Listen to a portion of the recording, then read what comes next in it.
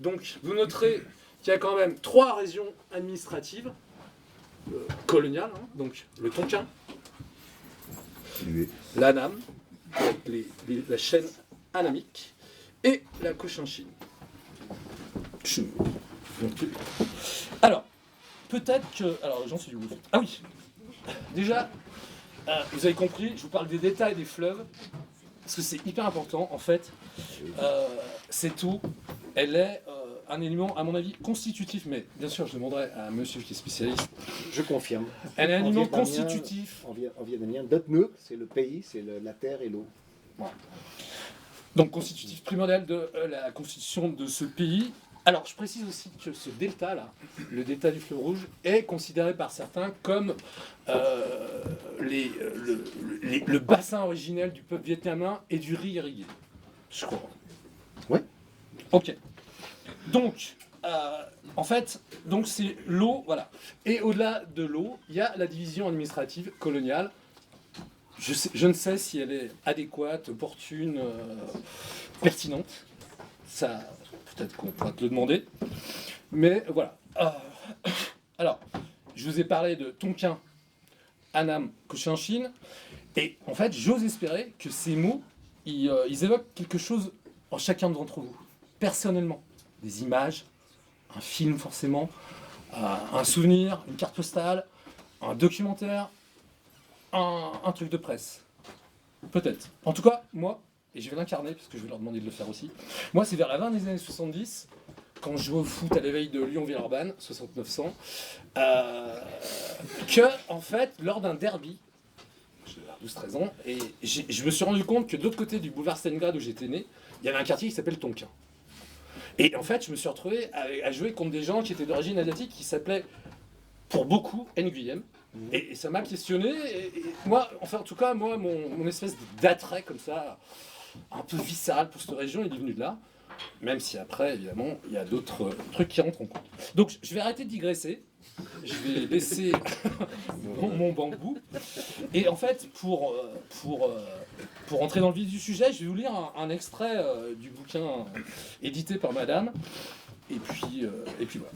Alors, mon sommeil a été longtemps retardé par le crépitement infernal des pétards que tire la population annamite dans la nuit qui précède le Tête, ou jour de l'an. La fête la plus importante pendant laquelle la nation entière, depuis le simple coulis, alors coulis c'est un terme plus tard qui devient péjoratif pour tous les ouvriers agricoles d'origine asiatique, notamment aux États-Unis, depuis le simple coulis jusqu'au ministre du roi, se repose. Hier soir donc, attendez, je vais moucher. C'est le Tête, c'est les pétards. Je peux vous le faire de tête parce que je peux t'inspirer. Fromage de tête.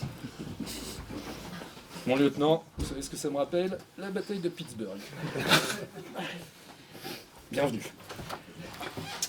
Alors, depuis le simple coulis jusqu'au ministre du roi, se repose. Hier soir donc, et tout aujourd'hui encore, on a fait partir des pétards extrêmement bruyants pour écarter les démons qui, pris de panique au milieu de ce vacarme, prennent la fuite et laissent aux prières, aux souhaits d'heureuses années, le temps de s'inscrire plus profondément sur les tablettes des génies bienfaisants.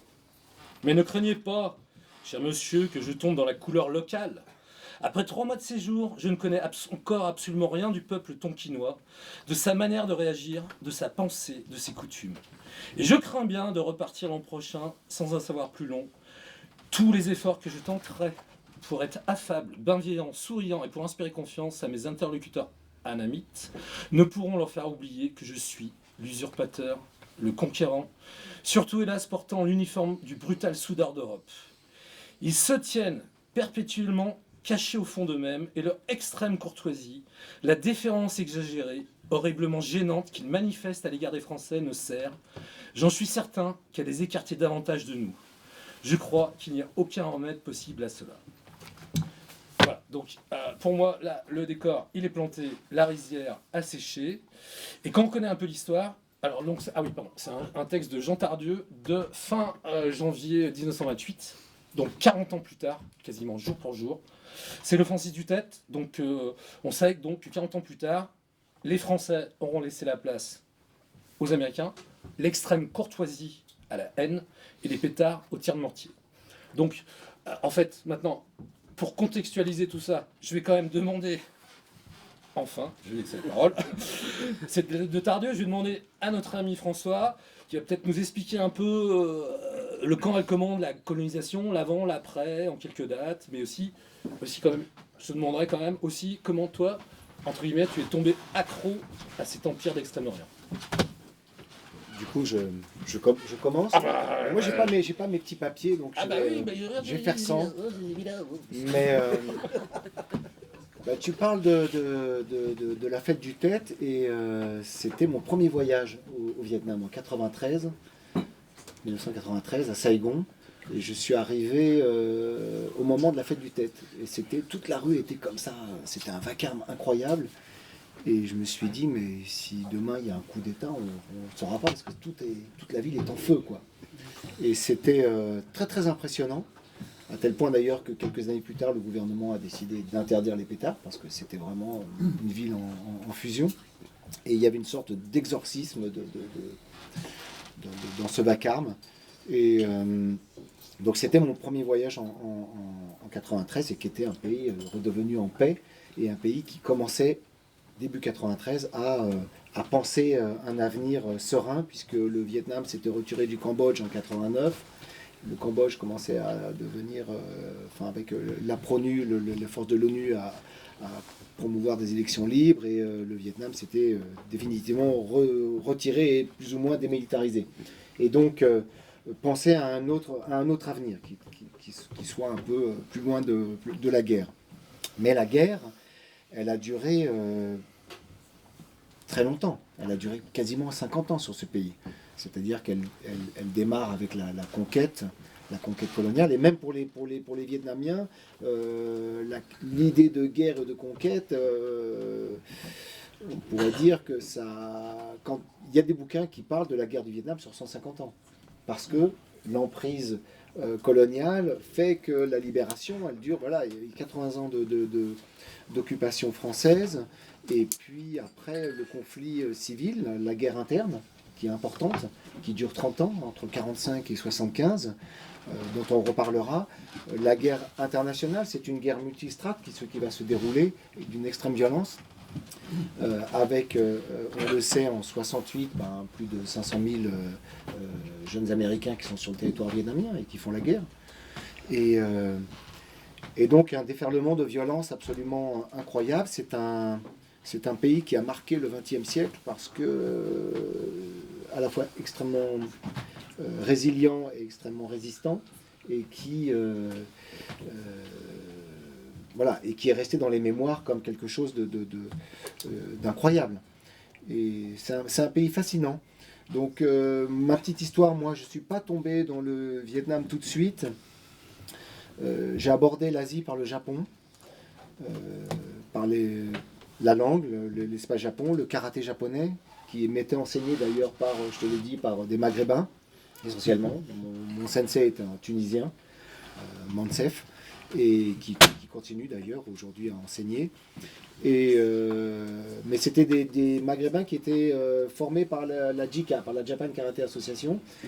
Et c'est en fréquentant le milieu du karaté et le milieu musical que j'ai rencontré les premiers musicales, oui. Les Oreillers Noirs, ouais, voilà, et qu'on a rencontré les premiers boat people, des jeunes réfugiés qui arrivaient fin des années 70. Là, on était en 88.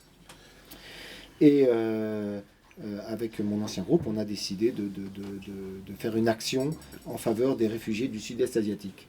C'était assez marrant parce que 88, c'est une double action. On fait un 45 tours de soutien à la revue Noir et Rouge avec N Brigade, groupe de Lyon, ouais. Et on fait ce 45 tours Opération Sampan, qui est destiné à supporter, en fait, à soutenir des associations locales, Handicap International, qui étaient de Lyon d'ailleurs, qui sont toujours de Lyon, oui. Handicap et dans l'enfance du Vietnam, et puis Enfants du Mékong. Et donc un soutien direct à des petites assos qui travaillaient sur les réfugiés à cette époque, qui continuaient à fuir le Vietnam. Donc ça questionnait énormément sur la réunification, pourquoi les gens, en fait, beaucoup de jeunes fuyaient ce pays en 88, et le pays était, bon, on a compris très vite que le pays était complètement embourbé dans une guerre régionale avec le Cambodge et puis la Chine par intermittence. Donc ce pays a traversé au moins 50 années de guerre occidentale, entre guillemets, avec les Français, les Américains. Quand on parle des Américains, il faut rappeler qu'il y avait aussi des Sud-Coréens, il y avait aussi des Australiens, il y avait beaucoup de monde au Sud-Vietnam. Et au nord, il y avait les Chinois, puisqu'on a un soutien chinois massif avec... avant 68 et cette époque-là, on a 320 000 Chinois qui sont présents dans les troupes nord-vietnamiennes. Donc on a un conflit vraiment très très chaud de guerre froide, où le Vietnam devient cette espèce de pays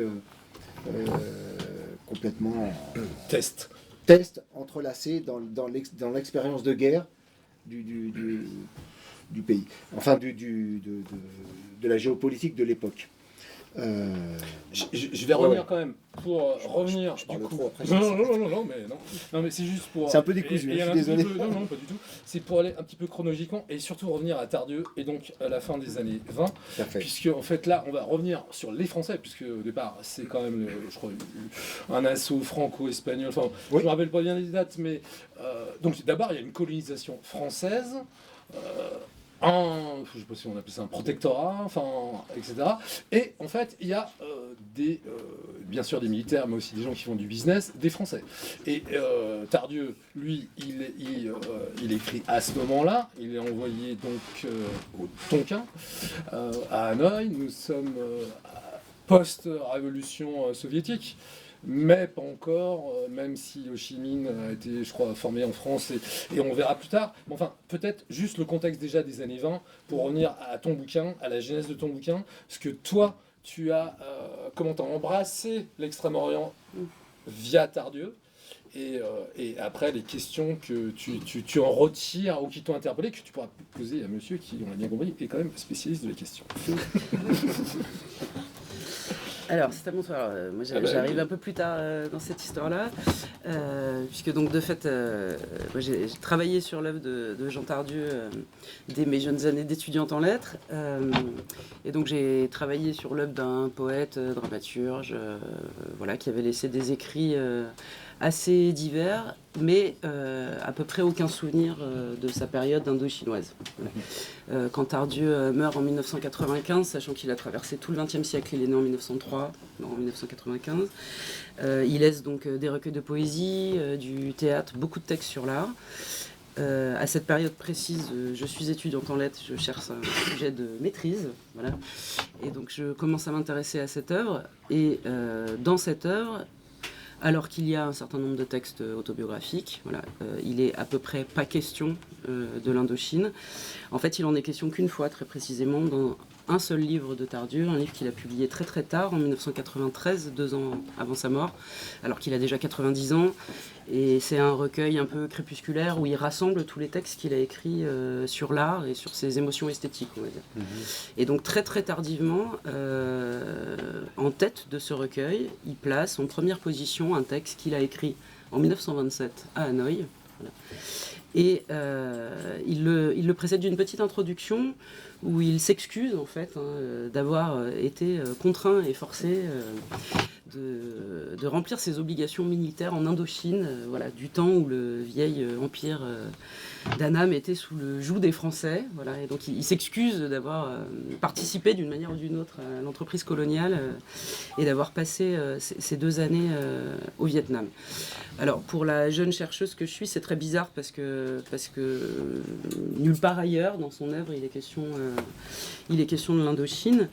Mais donc très vite en fait ces archives sont ouvertes. Je commence à travailler sur les archives, à découvrir des correspondances inédites. Et je découvre petit à petit qu'en fait il y a quantité de lettres qu'il a écrites pendant ces 2 années à Hanoï, voilà. Et en particulier des lettres très très longues puisque ce sont des lettres, comme les 3 qui sont rassemblées dans ce livre, qu'il a écrites pendant plusieurs mois. Ce sont des journaux, en fait, des journaux datés, des journaux quotidiens, voilà, qu'il envoie à ses amis à Paris, comme un journal de voyage, voilà, où il s'essaye un peu à faire des petits tableaux ethnographiques, voilà, de ce qu'il découvre au fur et à mesure. Oui, en travaillant un peu sur son œuvre, je découvre que en fait, ce séjour a été extrêmement important pour lui. Bon, en termes biographiques, il y a un petit détail qui n'en est pas tout à fait un, mais enfin, c'est là qu'il rencontre celle qui sera son épouse et avec qui il vivra voilà, pendant plusieurs décennies. Par ailleurs, ce sera très important, très clairement en termes spirituels aussi, parce que c'est au Vietnam qu'il se documente beaucoup sur le bouddhisme, etc. Et lui qui a toujours été absolument athée, ses textes sont vraiment traversés quand même par le bouddhisme. Voilà. Et puis par ailleurs, bon, c'est le lieu très clairement d'une espèce de révélation esthétique dans les paysages du Tonkin. Voilà. Et c'est une de ses premières expériences, ce texte qu'il a fini par publier en 1993, à 90 ans passés, une de ses premières expériences esthétiques de transcription poétique en fait d'une émotion, voilà, suscitée alors à la fois par un paysage et par un tableau. Ce texte-là qu'il publie très très tard, c'est inspiré d'un tableau chinois classique de Wang Wei, qui était grand calligraphe, grand poète et grand peintre chinois. Voilà. Donc à mesure, voilà, je comprends en fait que cette expérience indo-chinoise a été importante. Voilà. À mesure, je rassemble des lettres. Donc là, j'en ai publié trois très longues lettres, voilà, qui alors, sont intéressantes à plusieurs titres, on va dire. Déjà parce qu'elles présentent l'œuvre de son père. Si Jean Tardieu est allé à Hanoï en 1927, c'est pas tout à fait les hasards du service militaire. Voilà. C'est parce que son père avait créé et dirigeait donc alors l'école des beaux-arts de l'Indochine. Donc une école des beaux-arts qui était l'école des beaux-arts de l'Empire d'Extrême-Orient, une école des beaux-arts du protectorat français, voilà, mais qui a été une expérience très particulière en fait parmi les colonies françaises, pour faire vite. C'est-à-dire que c'est la seule école qui a été créée pour être à proprement parler déjà une école des beaux-arts et pas une école d'art appliqué. En général, dans les colonies françaises, on crée des écoles d'art appliqué pour former des artisans, pour leur permettre de réaliser le mobilier des résidents et de l'administration coloniale. Là, pour le coup, Victor Tardieu, c'est un personnage assez fascinant, donc le père de Jean Tardieu. Il arrive à Hanoï en 1921 parce qu'il a reçu le prix de l'Indochine, il a reçu un prix qui lui permet un voyage de quelques mois en Indochine. Il se prend de passion en fait pour les paysages qu'il traverse. Voilà. Et très vite, il rencontre un jeune artiste, Namson, voilà, avec qui il a l'idée de créer une école, voilà, une école d'art. Et à partir du moment où l'école est créée, Victor Tardieu rencontre des tracasseries administratives à n'en plus finir, parce que l'administration coloniale ne voit pas d'un très bon œil en fait cette école où on forme des indigènes, où on prétend former des artistes, voilà, et où par ailleurs, en termes de méthode pédagogique, en fait, on tente d'éviter que ces jeunes artistes soient dans une double servilité, d'une certaine manière, enfin en tout cas dans une double imitation. La Chine ancienne, qui a eu une influence énorme de par la colonisation du territoire vietnamien, voilà, ou l'Occident. Voilà. Donc là, le projet de Victor Tardieu, c'est vraiment de former des artistes et de permettre à un art local d'apparaître, voilà, qui soit pas une servile imitation ni de la Chine ni de l'Occident. Voilà. Et donc, tout le projet de Victor Tardieu, c'est de mettre à disposition des artistes tous les moyens, justement, toutes les techniques possibles, voilà, et donc tous les moyens techniques pour qu'un art local puisse apparaître. Voilà. Alors, le résultat a été, d'une certaine manière, un peu au-delà de ses espérances, parce que certains des grands artistes vietnamiens d'aujourd'hui, enfin, ceux qu'on considère comme les pionniers de l'art moderne vietnamien, ont été formés dans cette école, en particulier donc 3 artistes de la première promotion qui sont exposés en ce moment à Paris. Voilà, il y a une grande rétrospective de 3 de ces artistes, Lefo, Maitu et Vukaodam, qui étaient donc 3 élèves de la première promotion, accueillis dès 1925. Voilà, que Jean Tardieu, arrivant en 1927, a rencontré immédiatement et qui sont devenus ses amis. Voilà. Et 3 artistes qui se sont installés en France dans les années 30, et qui ont fait ensuite toute leur carrière en Europe, mais voilà, qui sont considérés aujourd'hui, c'est le titre de l'exposition parisienne, comme les pionniers de l'art moderne vietnamien. Voilà. Donc les circonstances de la publication de ce livre, c'est précisément cette série d'anniversaires, on va dire. 2024, en fait, c'était les 100 ans de la création de l'École des Beaux-Arts de Hanoï. Voilà. Donc il y a eu un certain nombre d'événements en France pour célébrer ce centenaire d'une école française. Voilà. Et il se trouve, c'est la petite ironie du sort, qu'il y aura toute une série de manifestations à Hanoï en 2025, parce qu'en fait 2025 c'est l'arrivée de la première promotion d'élèves de l'école, et donc c'est cet anniversaire-là qui a été retenu au Vietnam, et non pas le décret français de création de l'école. Ce qui est bien logique, enfin, là on est dans des mémoires communes, mais des conflits mémoriels aussi un petit peu. Voilà. Donc il est prévu toute une série de manifestations à Hanoï à l'automne, voilà, pour célébrer la première promotion d'artistes, et en particulier le show du Kaodam et Maitou. Ok. Alors, sur son père, là, parce qu'en fait, moi, d'après histoire de l'art, histoire d'une fresque, si je me souviens bien, et histoire d'une réhabilitation, parce que là, en fait, tu es passé donc de 30 à 90, ou à 2020, mais en fait, entre-temps, il y a eu quand même quelques soubresauts historiques qui ont fait que l'histoire de l'art, malheureusement, a... Oui. Alors oui, pour le coup, Victor Tardieu à Hanoï, avant d'avoir l'idée de créer une école, ce que personne ne lui avait demandé, voilà, on lui a commandé d'abord une fresque, en fait, donc une immense décoration pour l'amphithéâtre de l'université de Hanoï, voilà, pour l'université française d'Indochine. Voilà. Donc dès 1921, en fait, il travaille à une toile gigantesque de 77 mètres carrés, voilà, un format un peu imposant, voilà, dont le sujet, c'est une commande de l'État français, dont le sujet est les bienfaits de la colonisation. Voilà. Le sujet lui est difficile, voilà, dans les lettres qu'il a écrites à sa femme et qui ont été conservées, il parle d'un sujet terrible, impossible à réaliser, etc. Voilà, donc il passe quelques années à faire des croquis, dont plusieurs sont reproduits dans le livre, voilà, et à chercher une composition qui lui paraisse juste. Bon, il se trouve qu'il n'a pas du tout respecté la commande, hein, que pour finir, cette immense toile donc, qui a été marouflée et posée dans l'amphithéâtre de l'université en 1928, pendant le séjour de son fils, justement. Cette immense toile, en fait, est une sorte d'allégorie de la science du progrès. Voilà, hein, c'est une sorte d'hymne à l'éducation, puisque ce qu'on voit, alors c'est une femme, voilà, qui est une allégorie, voilà, mais qui est entourée à la fois de caractères chinois et de caractères latins. Voilà, avec 2 textes qui sont 2 textes à la gloire de l'éducation. Voilà. Et de fait, la foule anamite est au premier plan, voilà, avec tous les signes du progrès. Hein, il y a des médecins, voilà, il y a des ingénieurs, etc. Et tous les administrateurs coloniaux sont au dernier plan. Voilà, il a complètement inversé évidemment ce qui était prévu. Pour la petite anecdote, c'est rigolo, mais il termine sa fresque au moment où justement son fils est auprès de lui pendant 2 ans là, à Hanoï. Et donc l'artiste s'est représenté dans la fresque et il a représenté son fils à côté de lui aussi, donc au dernier plan, derrière les administrateurs coloniaux. Voilà. Il se trouve que pour Victor Tardieu, c'est sa dernière œuvre peinte. Voilà, elle est installée en 1928. Après ça, il va se consacrer exclusivement à son activité de directeur de l'école et donc à son activité d'enseignant. Il n'y a plus aucune trace de la moindre activité picturale. Voilà. De fait, il s'est tué à la tâche. Il est mort à Hanoï en 1937, juste avant de pouvoir prendre sa retraite et de rentrer auprès de sa famille. Voilà. Donc c'est sa dernière œuvre, à proprement parler. Après quoi, en fait, son œuvre, c'est l'école elle-même, hein, et c'est dans ces termes-là qu'il en parle en famille. Voilà. Et alors, il se trouve que cette fresque est restée donc, pendant des années voilà, dans le grand amphithéâtre de l'université de Hanoï.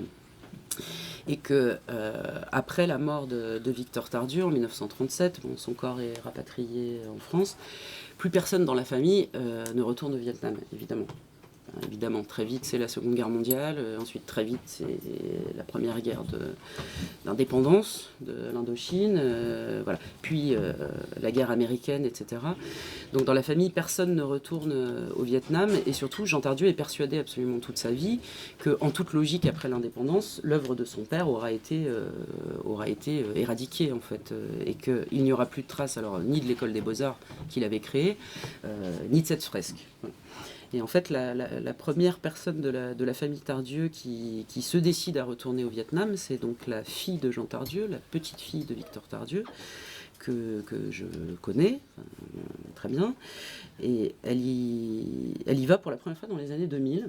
Voilà, elle y va parce qu'elle veut retracer un peu l'histoire de sa famille, voilà, parce qu'elle a évidemment des souvenirs, des archives, etc. Et elle découvre très surprise que l'école des Beaux-Arts existe toujours, alors qu'elle est devenue évidemment une école nationale des Beaux-Arts, c'est plus l'école française d'Extrême-Orient, voilà. Et que dans le jardin de l'école, il y a un buste de Victor Tardieu, du grand-père, voilà, qui rappelle qu'il est le fondateur de l'école. Bon, de fait, pour la petite anecdote, il n'y a que 3 bustes de personnalités françaises, semble-t-il, hein, aujourd'hui encore au Vietnam, dont Victor Tardieu. Et Pasteur pour le deuxième. Pasteur Yersin, sans doute. Et voilà. Docteur Yersin.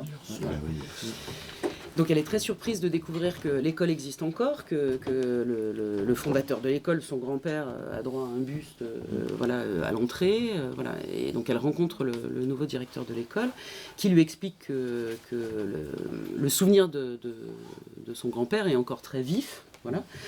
Que pour les étudiants de l'école, il est considéré comme un allié, en fait, hein, très clairement comme un allié au sens où il a voulu former, voilà, des Vietnamiens pour qu'ils puissent développer un art local contre voilà, l'entreprise coloniale. Enfin, voilà.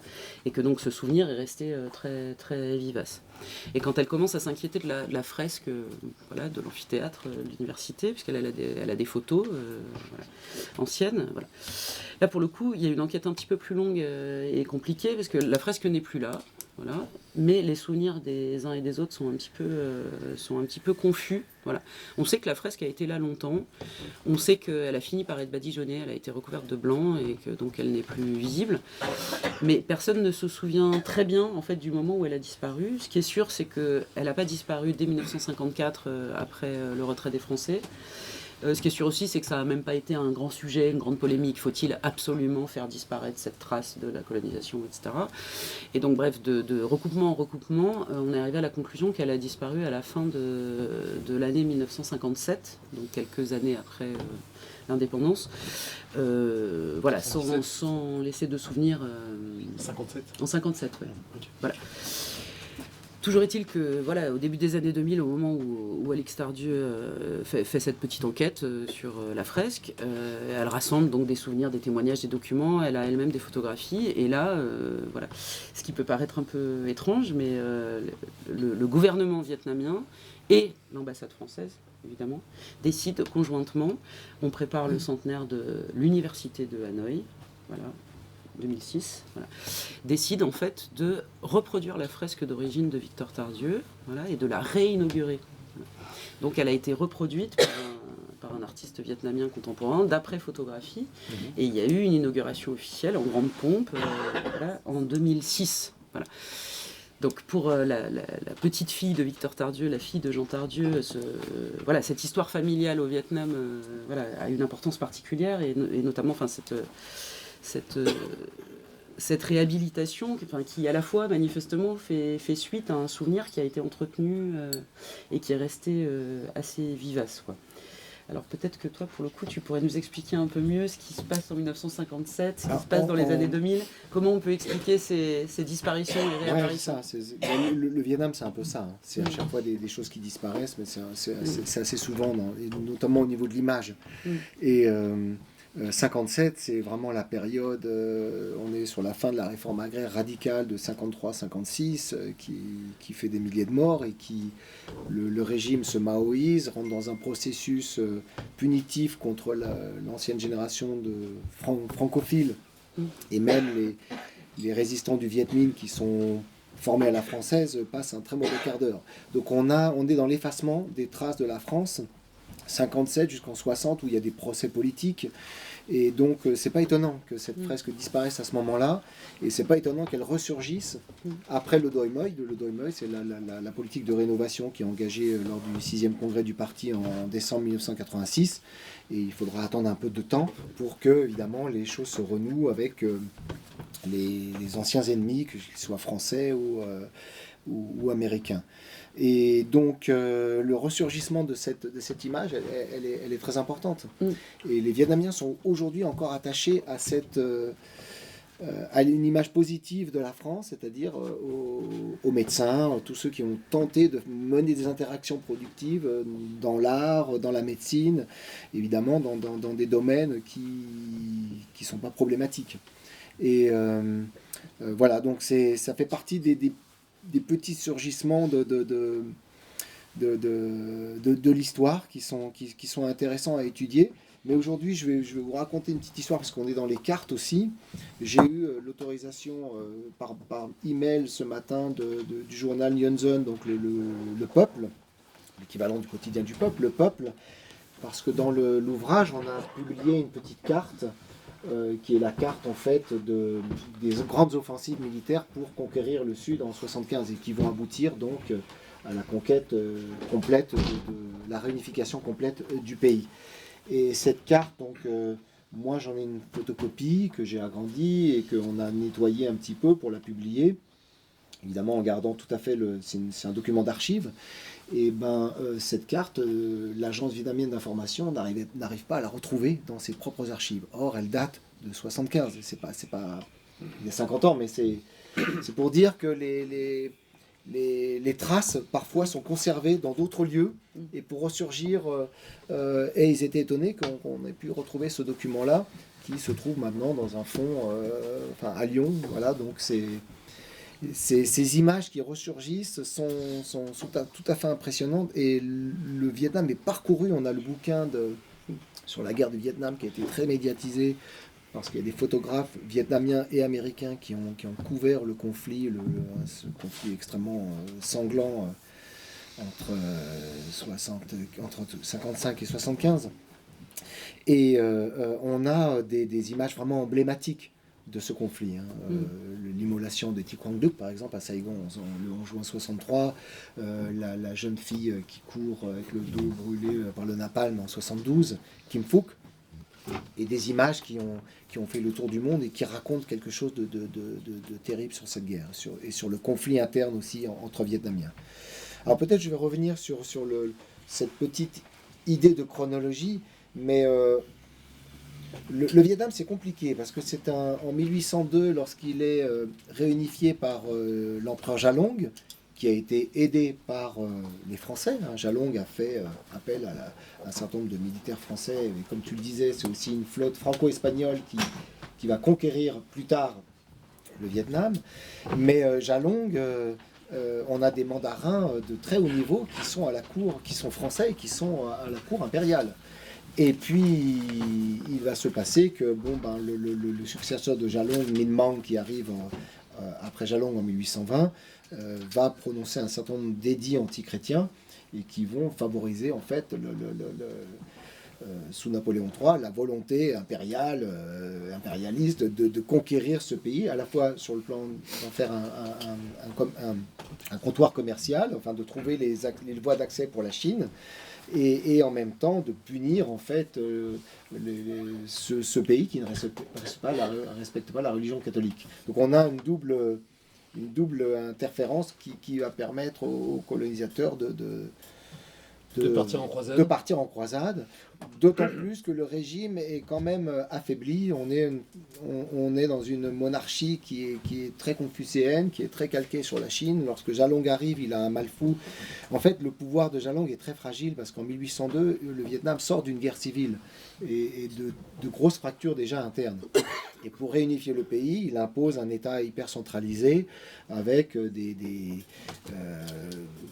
normes calquées sur la Chine. Il fait une sorte de petit empire du milieu, et lui-même se déclare, il paye un tribut à la Chine, en 1802-1806, il reçoit le sceau le sceau qui autorise, le sceau de l'empereur de Chine qui autorise la création du Vietnam. Donc c'est un pays assez neuf et assez fragile en fait quand il démarre. Et 50 ans plus tard, les Français vont saisir cette opportunité de le briser. Et le briser, mais véritablement, tu l'as montré avec la carte, de façon assez radicale. C'est-à-dire qu'on fait fi de cette réunification et de cette volonté en fait d'un territoire nouveau, neuf, mais quand même qui court tout le long voilà, tout ce balcon sur le Pacifique, et va imposer un découpage administratif complètement absurde. En nommant le Tonkin, voilà, le nord du Vietnam, ce qu'on appelle le Bac Qui, le nord Tonkin, le centre, ce qui était l'Annam historique, c'est-à-dire la partie impériale, le centre Chung Qui, en l'appelant Annam, et le sud, qui ne sera pas un protectorat, qui sera véritablement un territoire français, la Cochinchine, une colonie, avec un statut un peu différent, qui va favoriser d'ailleurs les interactions avec les Français plus facilement au niveau de la Cochinchine. Ce qu'il faut souligner, c'est qu'au moment où Jean Tardieu écrit ses lettres, mais elles ne sont pas connues à l'époque. On a un autre journaliste, on a Léon Werth, qui publie Cochinchine en 1926, qui aussi regorge de détails à la fois ethnographiques, mais surtout il rencontre de jeunes nationalistes vietnamiens, Nguyen An Ninh, de jeunes... Nguyen An Ninh est pétri, il a été faire ses études en France aussi, dans le groupe des 5 dragons qui réunissait notamment Ho Chi Minh, Nguyen An Ninh, mais chacun va prendre une voie différente. Chaque membre de jeunes révolutionnaires Nguyen An Ninh, il est plus sur une pensée anarchiste ou nietzschéenne, un peu différente de celle d'Ho Chi Minh. Et on a très vite le sentiment que ça ne va pas du tout. C'est que les Français se sont imposés, mais de façon extrêmement brutale, radicale. Et la guerre de conquête, elle va durer entre 1858 et la prise de Hue, qui est racontée par Pierre Loti, la guerre d'Annam, où Pierre Loti raconte dans le détail le massacre des Vietnamiens. En 1883, on a 30 ans de conquête extrêmement dure, avec des résistances paysannes, des résistances délettrées, des résistances un peu partout, à tous les niveaux. Et donc le pays est, comment dirais-je, est en ébullition. Mais comme tu le dis, comme Tardieu le sent, il y a une tension. Il y a une tension, c'est-à-dire que les interactions ne fonctionnent pas. Ou à la marge. Alors à Saigon, c'est un peu différent, parce que Saigon, justement, il y a des Cochins chinois qui sont aussi citoyens français, et donc il y a une interaction qui est un peu plus facile. Et sous les protectorats, c'est compliqué. Alors le protectorat, il faut savoir quand même, pour recadrer les choses, c'est que les Français ne sont pas très nombreux pour maîtriser toute l'Indochine. On parle de 35 000 Français à un moment donné.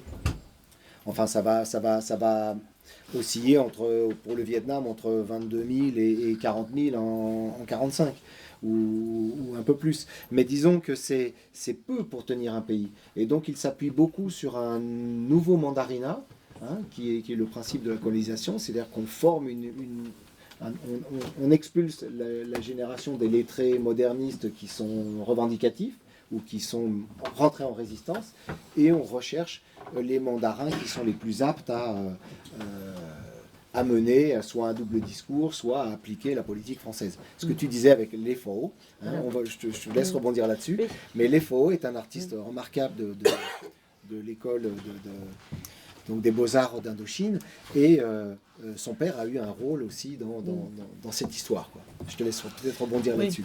Oui, de fait. Le Vietnam en tant que tel,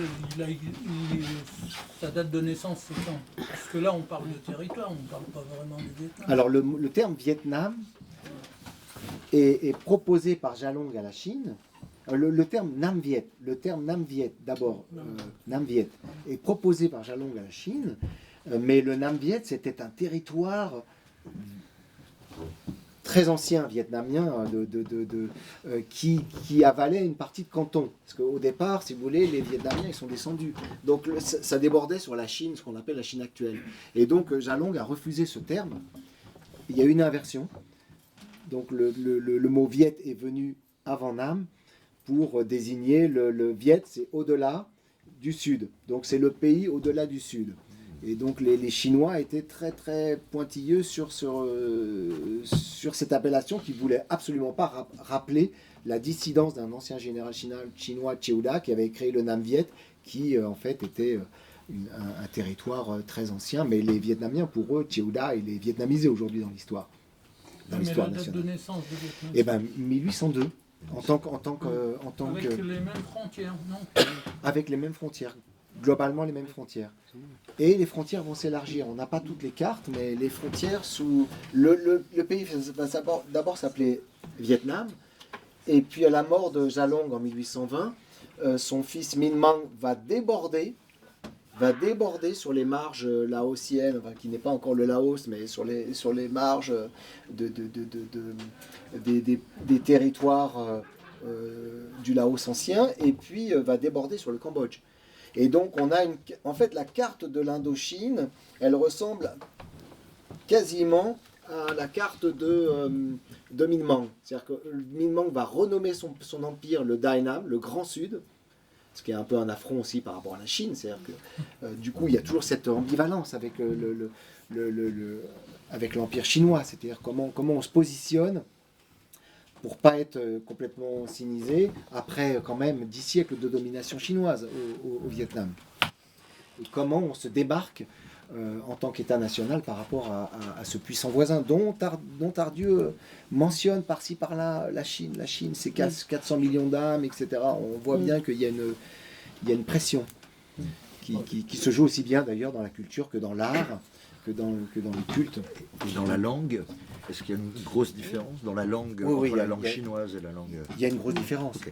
Mais comme aujourd'hui en Chine, il y a des on en parlait ce midi à Liao, il y a des dialectes tout à fait multiples. Ne serait-ce que le cantonais, le shanghaïen, il y a des... Voilà, le mandarin n'est pas...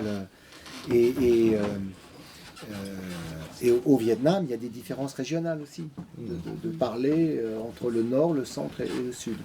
Mais Jalong fait un geste à la fois important, c'est-à-dire qu'il... le Vietnam étant aussi un pays, il faut le signaler, c'est-à-dire que la conquête du Vietnam, Laurent l'a signalé, le berceau du fleuve Rouge, qu'on appelle pendant 10 siècles Dai Viet, le Grand Vietnam, il s'arrête ici. Et en dessous, on a un territoire qui s'appelle le Champa. Ce sont des royaumes, une multitude de petits royaumes indianisés qui n'ont pas grand-chose à voir avec la culture sinisée du Vietnam. Et le Vietnam, dans sa descente vers le sud, va avaler et va faire véritablement un processus de conquête et de guerre. Un serpent. Et le territoire, le delta du Mekong, on sait bien que l'ancien nom de Saigon, c'était un nom cambodgien. Donc l'ancien territoire khmer, le territoire khmer, il débordait jusqu'ici. Donc le Vietnam s'est imposé sur tout ce bord de mer et en colonisant ses voisins. Et en 1802, donc, Jalong réussit ce miracle de créer une infrastructure globale à ce pays.